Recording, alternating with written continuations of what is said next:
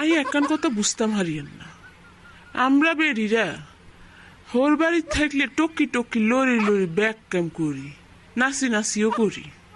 আম্মা মার বাড়িতে গেলে হারি না কে? মার বাড়িতে গেলে যত আইসেমি, যত ইসলামি, যত লেসকামি, যত হতেই থাকা সব মার বাড়িতে কিনলে মা কেন বিশ্বাস করব?